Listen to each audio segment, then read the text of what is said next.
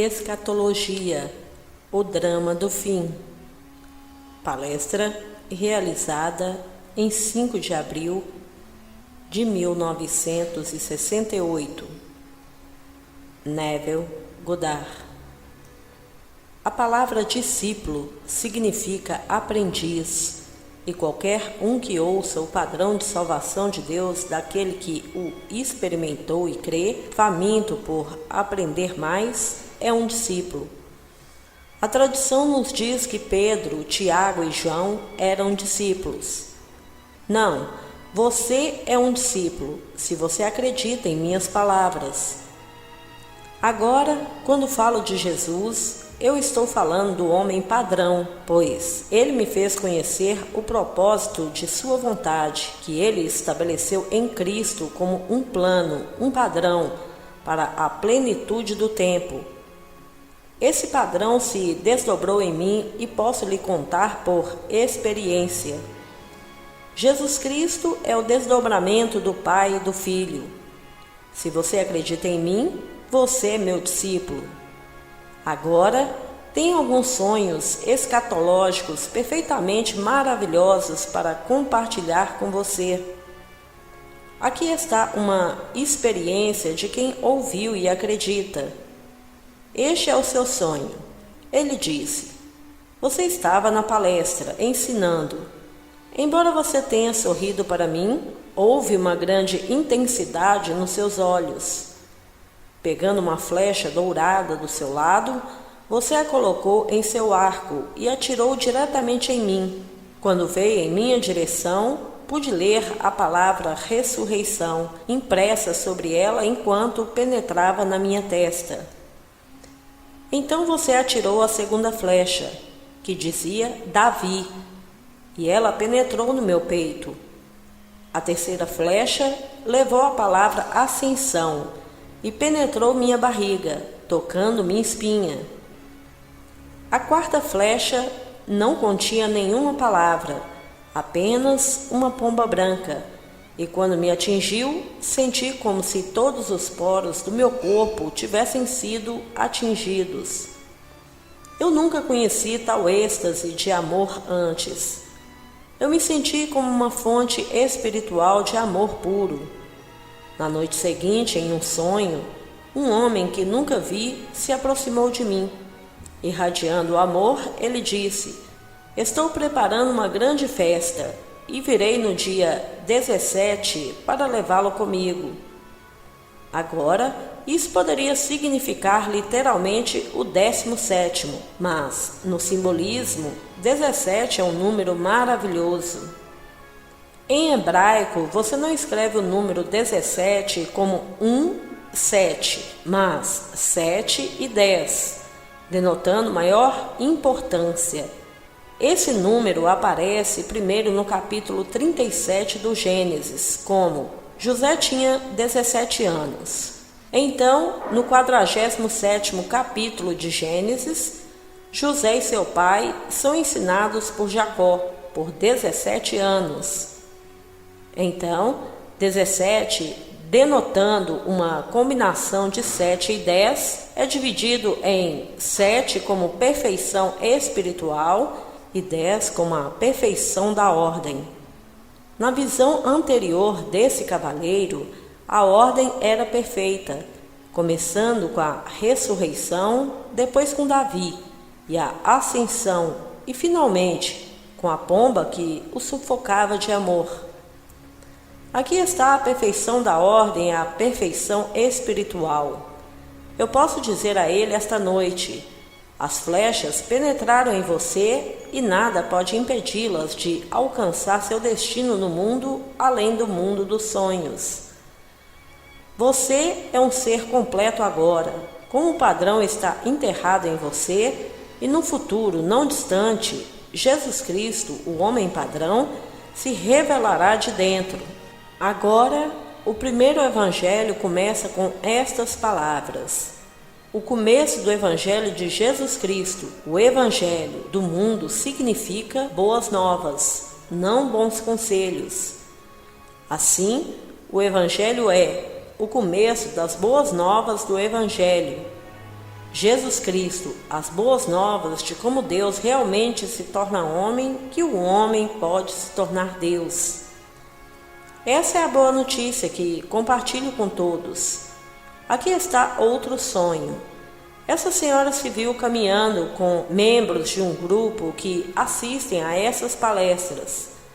Vindo em direção a eles, havia grupo de pessoas movendo-se como se fossem transportados por um poder que não era o deles. O primeiro grupo estava vestido de preto, com chalés cobrindo suas cabeças. Eles pareciam ser um grupo triste, com muitos deles chorando. Eles pareciam ser católicos para ela. O grupo seguinte usava rostos severos e intransigentes, representando os fundamentalistas religiosos. Eles eram hipócritas e sem compaixão.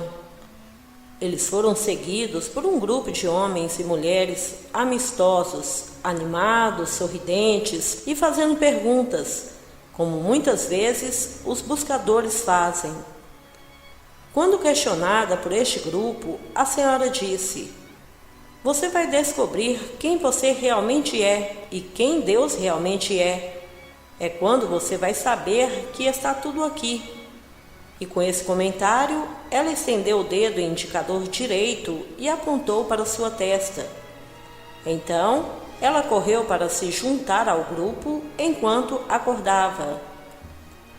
No primeiro evangelho, você descobrirá que o ponto de virada é o arrependimento. As primeiras palavras ditas pelo homem padrão são: "O tempo é cumprido e o reino de Deus está próximo. Arrependa-se e creia no Evangelho. Acredite nas boas novas que você ouviu de mim." Arrepender é mudar radicalmente sua mente. Independentemente do que você acredita, quando o padrão da salvação de Deus é apresentado, você pode aceitá-lo? Você pode mudar completamente de crença em um Cristo físico fora para a crença em um homem de espírito por dentro? Ou você é como os Gálatas tolos, diante de cujos olhos Jesus Cristo foi publicamente retratado como crucificado? Você sabe o que é a palavra retratar significa? Para fazer uma foto de, descrever em palavras, desempenhar um papel como um drama no palco. Jesus Cristo foi retratado como crucificado. Então, deixa-me perguntar-te apenas isto: recebestes o Espírito pelas obras da lei ou por ouvir com fé? Você é um tolo por ter recebido o Espírito, agora você está terminando com a carne? O arrependimento está mudando da crença de um ser carnal chamado Jesus Cristo para o Espírito que é Cristo, o homem padrão que está tentando despertar em você. Vire-se exercitando seu direito de mudar de ideia. Atreva-se a acreditar no contrário, apesar dos fatos que parecem estar gritando com você. Isso é o que eu chamo de revisão, e a Bíblia chama de arrependimento. Revisar é revogar, e se você revogou uma coisa, você a mudou. Você pode modificar seu conceito de Cristo e não o modificar completamente, mantendo um pouco da natureza física. Mas, eventualmente, você o largará e girará para começar a subir para o alto com Cristo espiritual, pois o padrão que deve se desdobrar em tudo se desdobra em você. Agora, aqui está outro sonho. Essa senhora escreve: "No meu sonho, estou na casa de um vizinho, cheia de numerosas pessoas. De repente, percebendo que é minha responsabilidade alimentar todos eles, enquanto estendo minhas mãos, todos são alimentados. Sentindo-me desapegada e não fazendo mais parte do grupo, parto para descobrir uma pá, um forcado e um ancinho, que foram colocados em frente à minha casa. Entrando na casa, encontro uma amiga lá, cujo marido está morto há muitos anos. Sorrindo para mim, ela diz: "Meu marido quer ver você." Indo para a janela e olhando para fora, eu vejo o marido da minha amiga, vestindo um uniforme de um general ou um coronel, trazendo o cavalo branco mais bonito que eu já vi na minha casa. O único que monta um cavalo branco nas Escrituras é a palavra de Deus chamada Jesus Cristo. O cavalo branco é dela, pois ela tem os instrumentos usados para cuidar de uma pá, um forcado e um ancinho. Enquanto seu sonho continuava, alguém lhe deu um cachorro branco muito amigável, que pesava exatamente 60 libras. Tomando uma cesta oval de cerca de 14 polegadas de comprimento, ela fez uma pequena cama e colocou o cão em suas costas. Então ela cobriu-o com um cobertor, e quando ela colocou o cobertor ao redor dele, ele se sentiu como um bebê. Um cachorro é o símbolo da fé, chamado de Caleb nas Escrituras. Ele é o único que cruza o Jordão para a terra prometida com Josué, o nome hebraico de Jesus. Fiel ao homem padrão, ela sentiu a criança que é prometido e não parecia nada estranho. Despertando para descobrir que eram 6 da manhã, ela disse para si mesma: devo lembrar do sonho em detalhes. Então ela adormeceu novamente. De repente, um homem está de pé diante dela. Inclinando-se para frente, ele removeu o topo de sua cabeça e disse: olha no meu crânio. Quando ela olhou, em vez de ver o cérebro, viu uma pequena cabeça do tamanho de um alfinete. Estava perfeitamente formando e usando uma coroa, e quando ela viu, pareceu crescer. Então o homem se levantou e disse: sinta minha cabeça, e quando ela fez, era suave como um travesseiro. Ela então começou a dizer a ele como a imaginação cria a realidade, quando ele falava dizendo: se um cirurgião não vier imediatamente, minha cabeça se abrirá e eu me imaginarei fora deste mundo. Aqui está uma visão perfeita que é tudo Escritura.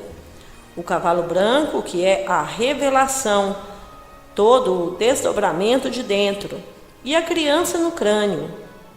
Outra senhora escreve dizendo: eu estava olhando para uma profunda caverna na terra, observando a água correndo para dentro dela, como se fosse um longo canal.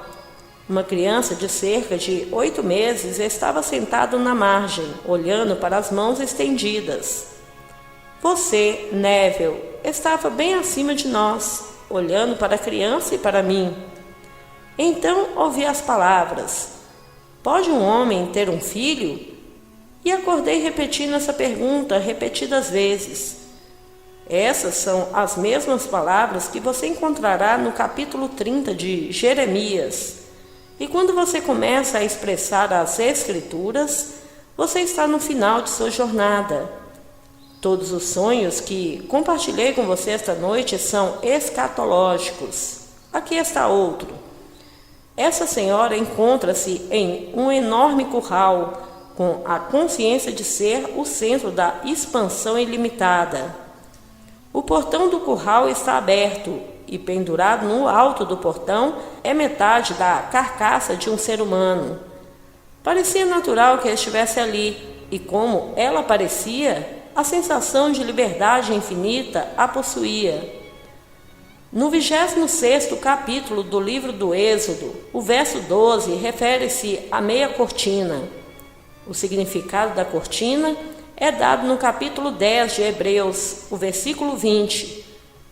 Ele abriu um novo e vivo caminho através da cortina que é a sua carne. A carne que ela viu representou a cortina do templo, que é arrancada de cima para baixo, a fim de libertar-se do mundo do pecado e da morte e entrar no novo e vivo modo de vida. E com essa experiência, a liberdade é sua. Agora, outra senhora escreveu dizendo que cochilou por alguns instantes para se encontrar em um pequeno barco em um mar turbulento. Não havia nenhum mecanismo de direção e nenhuma vela. apenas o mastro e uma barra transversal como uma cruz em uma coroa. Ela estava nua e, subindo no mastro, estendeu os braços na barra para usar seu corpo como a vela, o que daria poder e direção para um refúgio. Essa experiência tem um tremendo significado. Deixe-me citar o capítulo 7, o 2º verso de Daniel. Eu vi em minha visão de noite, e eis que os 4 ventos do céu estavam agitando o fundo do mar. A palavra hebraica traduzida agitando é traduzida como trabalho no capítulo 4, o 10º verso de Miqueias, como uma mulher em trabalho de parto. Então eu digo a ela: minha querida, você está em trabalho de parto. Você se sentou em sua cadeira e assentiu por apenas um momento, mas nesse curto intervalo de tempo, você viu a profundidade do seu próprio ser. Quem é você? Agora em trabalho de parto, trazendo o poder e a sabedoria de Deus chamado Cristo. Eu não posso te dizer minha emoção quando recebo todas essas cartas. Cada uma delas é escatologia, denotando o fim do drama. Isso é tudo o que importa, pois o propósito da vida é cumprir as Escrituras. Esta noite, todo o nosso país está perturbado por causa da morte de um homem por um homem. No entanto, eu lhes digo, o homem que foi morto e o homem que o matou é um, e ambos serão reunidos no seio do Senhor ressuscitado como irmãos íntimos. Tendo desempenhado seu papel neste mundo, eles se reconhecerão irmãos, como um amor transcendendo qualquer coisa conhecida pelo homem na terra. Eles não sabiam disso, nem o mundo sabe disso, mas um sendo representado em ambas as partes é esse ser, e esse ser é Deus. E talvez essa morte, a menos que a violência entre em erupção e tire seu significado, promova o que ele representou muito mais rápido do que qualquer outra coisa. Se, por outro lado, houver uma negação do sacrifício, ele será novamente retardado. Mas ele de uma raça que foi morto e ele de outra raça que o matou são ambos, pois em Cristo não há vínculo, nem livre, nem grego, nem judeu, nem macho, nem fêmea, nem negro, nem branco, nem amarelo, nem rosa, nem vermelho, apenas um. Todos são um.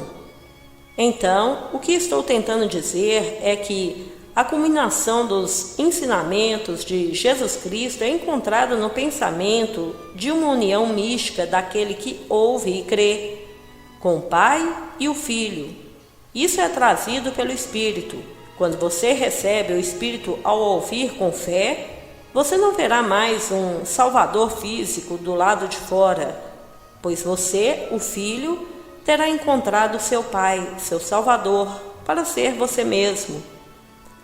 Eu oro esta noite, como João fez em seu glorioso capítulo 17, dizendo: ó Pai justo, o mundo não te conheceu, mas eu te conheço, e estes creem que tu me enviaste. Eu lhes fiz saber o teu nome. Eu farei saber que o amor com o qual tu me amaste pode estar neles e eu neles. Onde eu posso ir se eu vou para o Pai e o Pai está em você? Então, quando eu for, nunca estarei tão longe como estando perto, pois a proximidade implica separação. Se eu for ao Pai e eu e meu Pai somos um, para onde posso ir? E quando eu chegar a você, será para me desdobrar, que é o padrão em você. Não procure que eu venha como carne e sangue do lado de fora, mas como padrão se desdobrando de dentro. No final, todos despertarão para ser o único corpo, o único Senhor, uma esperança, uma fé, o único Deus e Pai de todos. Voltando um a um, somos aquele corpo, um espírito, um amor. Pense nas minhas palavras para, apesar de todo o tumulto no mundo, somos todos um. Pensando no nível mais baixo, os homens estão tentando resolver os problemas do mundo lá. E isso não pode ser feito. Tudo é feito pelo arrependimento, por mudanças radicais nas atitudes mentais. Um fato é confrontado. Tudo bem, não é um fato que tudo é possível para Deus? E se todas as coisas são possíveis para Deus e seu nome é Eu Sou, um fato não pode ser mudado? Não pode ser resolvido?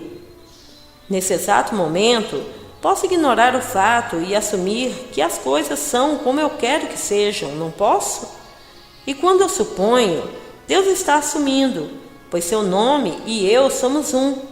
Se todas as coisas são possíveis para Deus, não são todas as coisas possíveis para mim?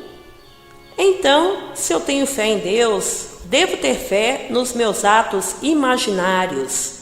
A fé em seus atos imaginários gira em torno de você e você continuará se virando praticando o arrependimento.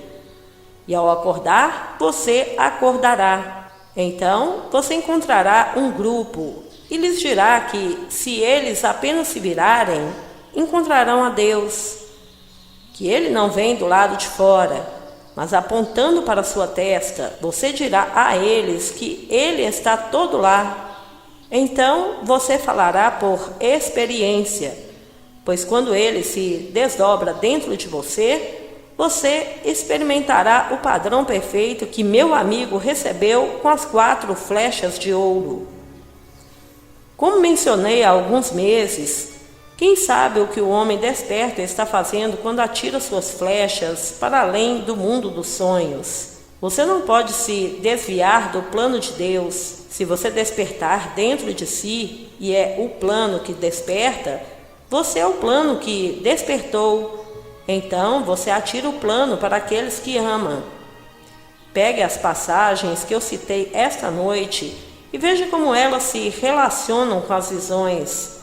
Cada passagem habita com a escatologia, a doutrina dos últimos dias, quando o homem passa desta era de pecado e morte para aquela era de vida eterna. Quando isso pode parecer uma noite espiritual profunda para muitos de vocês, mas posso dizer-lhe que é diretamente prático, pois enquanto você estava comigo esta noite, você deixou todas as suas preocupações do dia na esteira rolante que está se movendo automaticamente. Seu Pai Celestial conhece suas necessidades e cuida delas enquanto viaja no mundo espiritual comigo. Você deixou aqueles que são autocomplacentes, contentes com seu próprio pequeno círculo. Aqueles que sabem que estão certos estão no inferno, onde não há perdão do pecado. No inferno, tudo é justiça própria, tudo se justificando. Uma das maiores fraquezas humanas é a necessidade de estar sempre certo. E isso é o inferno até que alguém fique solto o suficiente para fazer perguntas. Se a verdade é aceita ou não, é irrelevante. Mas quando eles perguntam, responda diretamente. Quando você encontra Deus, você vai se encontrar. E quando você encontra a verdade, descobrirá que você e Deus, o Pai, são um. Se você não leu o belo capítulo 17 de João, peço-lhe que faça isso. Eu acho que é a oração mais gloriosa já escrita. Pai, eu manifestei o teu nome àqueles que me deste. Eles foram seus e você deu a eles para mim, para que eles e eu possamos ser um, assim como nós somos um. Aquele diz a você que Deus e seu padrão são um. No princípio era a palavra, o plano, o significado de tudo. E a palavra estava com Deus, e a palavra era Deus. Então o padrão e aquele que enviou são um. O padrão é o que foi enviado. Sempre alegando que ele foi enviado, ele lhe diz que o remetente, o Pai, e o enviado, o padrão, são um. Portanto, o Pai se envia como padrão que se desdobra. Então, o homem em quem se revela a conta, e ele sempre tem um remanescente que ouve e acredita. Ele não fará o mundo acreditar nele, pois eles estão ocupados se movendo na esteira. Embora eles ouçam o chamado para se arrependerem, eles não vão parar para mudar suas crenças por um pequeno momento. Eu tenho uma tia agora em seus 90 anos. Ela nasceu e cresceu em um grupo chamado The Brothers, a organização cristã mais preconceituosa que já existiu. Um dia, enquanto a visitava, eu disse: "Você não sabe que a Bíblia ensina que Jesus tinha irmãos?" Bem, ela quase me deu um tapa no rosto ao negar. Ela frequenta a igreja 7 dias por semana, mas quando abri a Bíblia no 6º capítulo de Marcos e a li para ela não mudaria seu pensamento em relação a Cristo. Recusando-se a aceitar um pensamento estrangeiro, ela escolhe permanecer na correria transportadora. Sua mente é inventada e ela não está disposta a ler a Bíblia com um entendimento diferente. Ela acabará morrendo para se encontrar restaurada à vida em um mundo como este, com um corpo igual ao de antes, apenas os jovens, sem nada faltando, e ela nem vai perceber o que aconteceu. Ela ainda terá as mesmas crenças fixas e passará por outro padrão de eventos para se tornar matéria próxima. Assunto que é feito para receber um formulário, como pegar um pedaço de cera e torná-lo macio o suficiente para receber um selo. No 1º capítulo de Hebreus nos é dito que Jesus é a imagem expressa de seu Pai. Ele não é alguém que se parece com seu Pai, mas é idêntico, como a impressão de um selo na cera. Meu amigo viu matéria próxima no crânio. Ele viu que está sendo moldado e mais maleável para receber a impressão. Amado irmão, se você ainda não é inscrito em nosso canal, se inscreva, ative o sininho de notificações e compartilhe esse vídeo com nossos irmãos a terem esse conhecimento. Sugiro a todos que adquirem os 7 livros em um de Neville Goddard, para que possam se aprofundar verdadeiramente nesses conhecimentos. Devemos ter esse livro juntamente com a nossa Bíblia cristã. Esse livro tem toda a informação que todos necessitam para compreender a Bíblia. Clique no link abaixo, na descrição desse vídeo, e adquira agora o livro impresso O Despertar da Consciência, ou poderão adquirir os 7 e-books digitais ou mesmo adquirir o pacote completo, que está com um valor sensacional. Adquira agora para que possa ter o discernimento que tanto almeja, passo a passo nos 7 livros.